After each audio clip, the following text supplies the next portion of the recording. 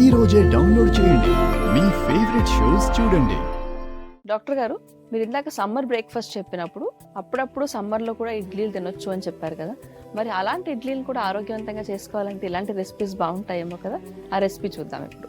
మామూలు ఇడ్లీ అంటే పిండి పదార్థాలు ఎక్కువ ఉంటాయి, కానీ ఇక్కడ పిండి పదార్థాలు బాగా తగ్గి ప్రోటీన్ ఎక్కువ అయ్యే విధముగా, ఫోలిక్ యాసిడ్ లాంటిది కూడా బాగా అందే విధముగా, ఫైబర్ దగ్గర 20% పైగా శనగల్లో ఉంటుంది. అలాంటి హై ప్రోటీన్ అందే విధంగా ఆరోగ్యకరమైన ఇడ్లీ, గుడ్ బ్యాక్టీరియాలను పెంచే విధంగా బెస్ట్ ఇడ్లీ అనొచ్చు. ఎలా తయారు చేసుకోవాలి ఇప్పుడు చూద్దాం.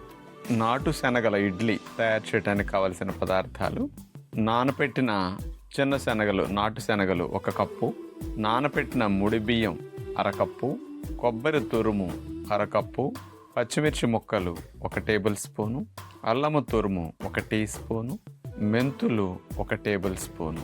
ముందుగా మిక్సీ జార్ తీసుకుని మనం రాత్రిపూట నీళ్ళలో నానబెట్టిన ముడి బియ్యాన్ని మరియు మెంతుల్ని నీళ్లు వార్చేసి మిక్సీ జార్లో వేస్తున్నాం. అట్లాగే నైటు నాటు శనగల్ని, బ్లాక్ శనగల్ని నీళ్ళల్లో నానబెట్టేసి నీళ్లు వార్చేసి కడిగిన తర్వాత వాటిని కూడా మిక్సీ జార్లో వేసుకుంటున్నాం. ఇడ్లీ పిండి టేస్ట్గా ఉండటం కోసము పచ్చిమిరపకాయ ముక్కలు, అలాగే అల్లము తురుము, పచ్చి కొబ్బరి తురుము, వీటన్నిటిలో గ్రైండ్ అవ్వటానికి కొంచెం 1/4 కప్పు నీళ్లు పోసేసి మూత పెట్టేసి బాగా మెత్తగా ఇడ్లీ పిండి గ్రైండ్ చేసుకుంటాం. గ్రైండ్ చేసిన ఇడ్లీ పిండిని ఒక బౌల్లో తీసుకుని, అలా గ్రైండ్ చేసిన ఇడ్లీ పిండిని కొంచెం పులవాలంటే కొన్ని గంటలు అలాగే ఉంచుకోవచ్చు. చక్కగా ఇడ్లీ గుంటల పైన మెత్తటి తెల్లటి క్లాత్ ఒకటి కాటన్ వేసేసి దానిపైన ఈ నాటు శనగల ఇడ్లీ పిండిని మనం వేసేసి, ఆ తర్వాత క్లాత్ని అట్లా పిండి పైన మనం కప్పేస్తాం. తడిపిన గుడ్డ ఇట్లా వేసుకోవాలి. ఇప్పుడు కూడా ఆవిరిలో పెట్టేసి మనం ఆ ట్రేలన్నింటిని కూడా చక్కగా మూత పెట్టేసేసి ఉడికించుకుంటాం. మామూలుగా మినప ఇడ్లీతో పోలిస్తే నాటు శనగల ఇడ్లీ కూడా హై ప్రోటీన్, టేస్ట్ చాలా బాగుంటుంది. ఇది షుగర్ ఉన్న వారికి కూడా ఇట్లాంటి ఇడ్లీ చాలా మంచిది. హై ప్రోటీన్ నాటు శనగల ఇడ్లీ.